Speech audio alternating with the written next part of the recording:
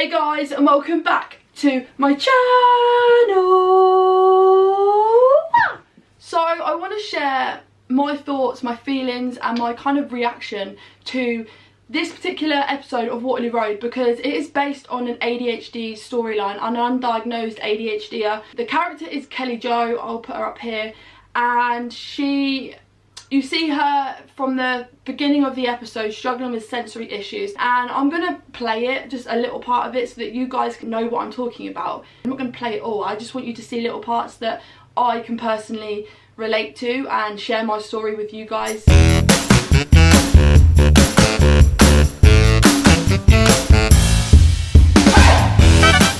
As you just watched, the male teacher, he's not really a teacher, he's just an activity person. Actually, to be honest, he's just not a nice person in general. He wouldn't make a good teacher.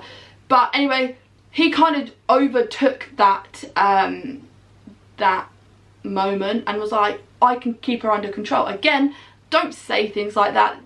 She's not an animal. She doesn't need to be kept under control. She needs help. She needs to feel safe, included, and a part of a team, and not like she's this circus freak who just needs to be taken away and controlled because, well, nobody wants her in the classroom. Because that's exactly how a lot of us ADHDers feel, and it's horrible, and I never want anyone else to feel like that. But how this is portrayed is exactly my experience. So as you've just watched, this teacher doesn't have a great interaction with Kelly Jo. He says something like, I can't remember exactly what he says. I wonder what hole you'll end up in. Okay, that's the end of the exercise. You could clearly see she was agitated, she was fidgeting, she was taking the attention off of her, she was trying to redirect it, because when you have ADHD, the last thing you want to do is talk about you. My name's Kelly Jo, and... what, Frederic? You know what? Why don't we just do you? Hey. Yo, Sam, watch this. My name's Fred. Yeah? You know, all my drama school mates are rich and they're famous, and I'm a saddle tosser with a bald head. Because when you have ADHD, the last thing you want to do is talk about you. And it really, really is. Because it's hard to explain and talk about yourself and introduce yourself, and when you actually don't know a lot about yourself, when you don't know what's going on in your head, how you feel, you know, it's really difficult to talk about yourself when you don't actually know a lot about yourself, because nothing is understood and you just don't even know who you are. So she was obviously doing a lot of the techniques I did at school, like redirecting, reflecting, and her anger was building up, bubbling up, because there was no way of release, there was no intervention that was able to help her regulate, and it wasn't dealt with in a good way. And this teacher saying that obviously triggered a huge reaction, because you've just seen her have a huge meltdown. You are coming with me. Can't miss it, Sam. You can't say that to me, you can't. What did you do? It's just a misunderstanding. Kelly Jo, don't start. No, it's not me, though. It's always It you. was you threw Hubble last week, man. Leave her alone. Oh, she's getting angry. Right, okay, we all just need to calm down. If you don't leave right now. No idea what's wrong with her. You're joking. You're joking! Oh my God! Everyone's always blaming me. Kelly Jo. Kelly Jo, please. Get the silly cow away from me. No, somebody do something. Hey, it's all right. It's all right. It's over now. Right. And I don't want to cry again, but the way that this is portrayed, again, the looks on other people's faces, the way that the character Preston, who is her cousin in the programme, says it's always your fault. Even her best friend is like, don't start, don't kick off, don't do this. Like, they're the people that are meant to be on your side, and having those words from people you love thrown at you in a moment of vulnerability, when you need them the most, when they aren't there, that is when you truly feel isolated and alone and misunderstood, and it just triggers a whole load of reaction. So when she's throwing those blocks at the teacher, that is out of pure frustration, not because she's a naughty kid, not because she's a horrible child, because that is the only way she can regulate. It's the only way she is able to communicate her feelings, because behaviour is a way of communicating, and that is what this character is doing. She is displaying behaviour that is used in a way of communication. She is struggling, but she can't tell you why, because she's struggling to understand it herself. So So as you've seen, she grabs hold of the tree that was meant to have people's feelings on it, that you put your feelings on the leaf, on the branches and blah blah blah blah. She grabs that, and I think in anger she was going to throw it at the teacher, but she had that moment of realisation that she shouldn't do that. Like, you know, we know right from wrong, there's no getting away from it, but in that moment, and when you're blindsided by so many emotions, if she'd have hit the teacher with it, I wouldn't have like blamed her, because he was an arsehole, he was not a nice person. But she had that moment of realisation, and because she's not a horrible person, she's not violent, she isn't a naughty child, she throws it out, you know, she throws it out the window, breaks the window. Obviously that's criminal damage, and I don't condone that, but it's better than throwing it at a teacher, I guess. And you can see all of the class becoming like scared, worried, and they're looking at her like she's some type of psycho. Like she's like a weirdo who just needs controlling, like needs to put in a lead, like needs to be put with a muzzle, like have a muzzle on her face. And that, honestly, if you've ever felt so embarrassed that you feel like everyone's staring at you, and it's like that moment like you just want to scream and shout, that is what a meltdown feels like. She was having a meltdown, and this was an emotional meltdown, and it comes out in all different, it manifests differently in everybody. It doesn't have to come out like this, but in my experience it did, and I've never actually seen it represented like this before.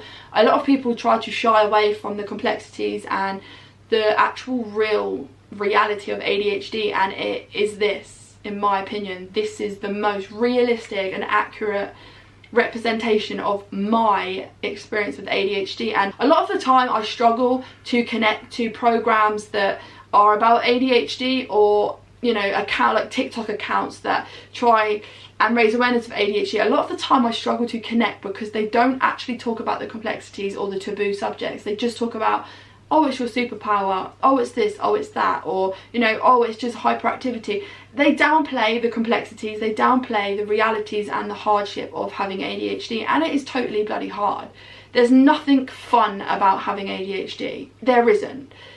And if you think it's fun, then obviously I think you don't have ADHD, because if you had ADHD you wouldn't find it fun. It's the most frustrating, complex, confusing, conflicting thing that I think you can personally have. Like, it is, oh, trying to understand my own brain is crazy. And when I saw it on the screen represented by someone, I'm not sure if she has ADHD or not. If she doesn't, I tell you what, she deserves an Oscar, because being able to portray it and represent ADHD like that, so realistically and so accurately, and not have it, oh my god, like, she doesn't know what she's done for the community. Like, do you know what, I'm not going to talk for the community, I'm talking about me here, and she has given me a little bit of closure, because I dwell on what could have been, what I could have been at school, what I could have achieved at school. Oh, teachers probably still think I won't amount to nothing. And all I ever really want to do is just shout from the rooftop and let everybody know, all the teachers that doubted me, that you were wrong. And I don't know why, like, it's some type of like trauma response. I just want to let them know that they haven't won, that that I'm better than what they thought, and I'm actually not what they assumed I would turn out to be. And watching it portrayed and seeing it from a different point of view, seeing it from someone else acting it. But what just really confuses me is that it's so, like, it's my life. That I've honestly, that it's my life. That I don't even know. Like, I would have thought that they might have been following me around, because they've just captured everything and more about my life and my feelings, how I feel, so accurately. And I don't know how to explain it, but I just wanted to share it with you, because as you can see, let's just get on to the next part. So the last bit I'm going to show you is when her mum, Kelly Jo's character, her mum comes in and is called in because obviously she's caused some damage. It's happened. What happened needs to be resolved. You know, there's consequences to everyone's actions. There is, regardless if you have ADHD or not, there's consequences to your actions, and there forever will be. So when her mum come in, I was like, oh, is that not just my mum who reacts like that? Like, because her mum exactly reacted the way mine did every single time she was called into school, which was every single day. She was called into school to resolve an issue, to get me to take my hoodie off, to deal with this, to deal with that, to, you know, she was called in every single day, and she was like totally not having it, and she wouldn't take me, and she wouldn't let me, because I think it was because I didn't have a diagnosis that my mum generally thought that I was just an out of control kid, and I think she listened to a lot of what other people were saying about me. You know, she's just out of control, she's doing it for attention, she just wants to be in control, blah blah blah blah blah. Basically, I think just like everyone else, she thought I was like a lost cause and that I was just a naughty kid, basically. I know she won't admit it now, but I think that's probably how she felt, that I was just like a delinquent. And that was what I was called at school by a few teachers, actually, delinquent, that I'm going to amount to nothing. But my mum used to come angrily in the school like this, and she always only used to listen to the teacher's point of view. And every time that I would try to explain how I felt, it was like, no Molly, the teachers have told me that you were the one that instigated it, you were the one that kicked off, you're the one that disrupts the class, you're the one that gets kicked out, you're the one that's mouthy. It was always me, like it was always my fault, and I could never understand why people just wouldn't listen. And as you can see, that this Kelly Jo character is portraying that. She feels very misunderstood, she doesn't understand herself, and she feels like nobody is listening, which again, I remember distinctively telling my mum, I don't know why I bother because you don't listen to me, and I don't, you know, whatever, just do whatever you want. In the end, I just let everyone just believe what they wanted to believe about me, because I couldn't get my point across. Nobody really cared. I couldn't get my point across without getting angry, because I didn't know the words. I didn't know how to get my point across accurately. All I knew was to use my behaviour as a way of communicating how I felt, and it didn't come across as how I wanted it to come across.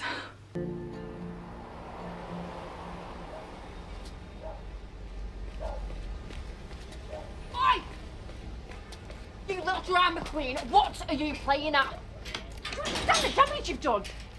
What if you asked me to walk out for I it? just said that I'll get a job. Oh yeah, who's going to hire you?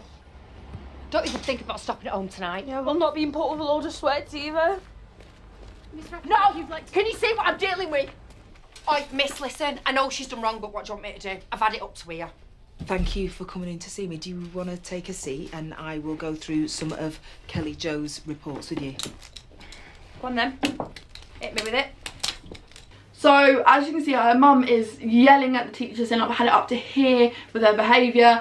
I don't know what her issue is. She doesn't listen. All I do is listen. You know, her mum is frustrated, and it is affecting her mum too. And this is how it affected my parents. They were just like, we give up. We don't know what the hell is wrong with her. Like, I don't know how to deal with her. I don't know how to stop her doing that. I don't know what is going on. Like, they gave up. Because they were just like, I don't know what's going on here. Like, everything we do isn't working. Everything we try doesn't work. They were frustrated, and they felt the same as Kelly Jo's parent, like her mum. She felt this. My parents felt exactly the same. Because she's off the scale. Kelly Jo, thank you for coming back in. I know that can't have been easy for you. Well, what have you got to say for yourself? Are you bothered about the trouble you're in? Or are you even sorry? I'm sorry, so shut up! Sorry. Sorry, my head, it just blows. I just can't stop myself. Why do you feel like today happened? Because she acts like a toddler. Miss Rafferty? What is the point in this? Because she's never going to change. Of course she can change. She's only 16, but she needs our help. She needs people around her who care enough about her to listen to her. Listen, all I do is listen because she never stops. Yeah, well, otherwise she'll just end up back in here time and time again, and then she'll get kicked out and we'll have completely missed our chance. I'm sure you don't want that, Miss Rafferty. Kelly Jo, why do you feel like these outbursts happen? Because things just get on top of me, and I don't know why. Just stuff that doesn't bother anyone else bothers me. Yeah, like what? Like this morning, I flipped out because I couldn't find my right socks, and I can never get myself together, and everything's always too much or too hard, and it's It's the same in class, miss. It just feels like I'm supposed to be doing something, but I don't know what. Like, I've missed what we're supposed to be doing, and it's the noise and the people on at me. I just blow. Sorry. Would you get off me? That's why I feel when I said to you I can't breathe. Yeah. That's what comes all the time. Yeah. Okay. It sounds like you spend a lot of time feeling overwhelmed. Is that right? Kelly Jo, Miss Rafferty, we would like to make a referral for an ADHD assessment. ADHD, what they call naughty kids. It is an impairment that could be affecting Kelly Jo's ability to manage. Is this not just her personality? Wait, so there could be a reason why I do everyone's head in. But as you can see, as this final scene kind of settles, you can see that her mum is, when the teachers realise and like say to the parent and to Kelly Jo, you can see on her face, you can see Kelly Jo's face like light up almost when she is told that the teachers think that she has ADHD and that's the reason behind all of this. I remember that feeling when I was told I had ADHD and I was diagnosed officially.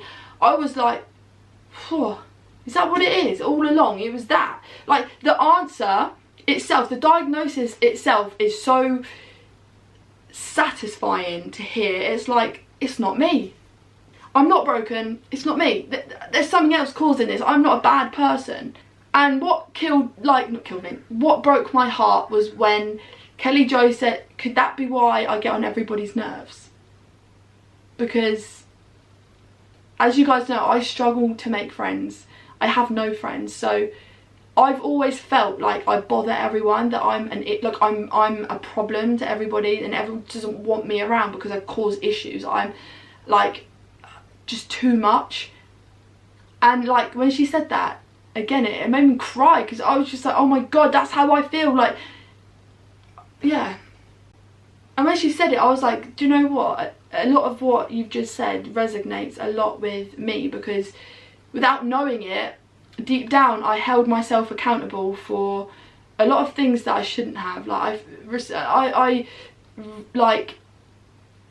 I blame myself for broken friendships. I blame myself for not being good enough. I blame myself for not being the daughter that my parents deserve. I blame myself for not being the sibling my sister deserves. You know, there's so much I hold myself responsible and accountable for that I shouldn't, because I can't help it. I do actually have like a disorder, a condition that creates this mayhem in my life. And like I say, just watching this episode, I feel like it's given me a little bit of closure, because like I say, I always reminisce on the what haves, the what I could have achieved, what I didn't achieve, what I wanted to achieve but I haven't achieved, my failures. You know, I always hold that against myself and make myself feel like absolute poop a lot of the time, because my school life was, do you know what, it was just a waste of time. It was just like a free daycare for my parents, because I was just there, you know, 8 till 3 every day. I didn't learn anything really, I mean, apart from the basics, you know. But the thing the one lesson I wish I could have learned is self-awareness and being my own advocate and self-confidence. I wish I had the opportunity to learn that, because I feel like those lessons in life take you a lot further than maths or English, science could ever take you. Because just knowing who you are and being confident and loving yourself and being self-aware is life-changing when you grow up being told that you're not good enough, that you won't amount to anything, and that you don't use your potential, and that you're the problem, you're broken, you're just not worthy of my time. When you grow up hearing these negative things, you start to believe it.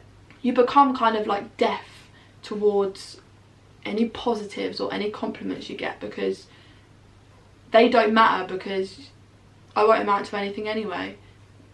You filter those complimentary comments, the positive comments, because they don't mean nothing when all you've ever heard is negative comments. So yeah, thank you so much for watching, and I just want to say thank you to all of the Waterloo Road producers, directors, actors, especially Kelly Jo, actor, and you know, because I just want to say thank you from the bottom of my heart, because what you've done has given me a platform, has given me a visual representation of how I can explain to people how I feel and how my educational journey went, because I feel like there's a lot of unresolved trauma there, and I feel like this program, this particular episode, has given me a lot of closure. And yeah, therapy never done that. Waterloo Road did. So yeah, I just want to say thank you so much, and yeah, remember to like and subscribe down below, and I'll see you next time. Bye.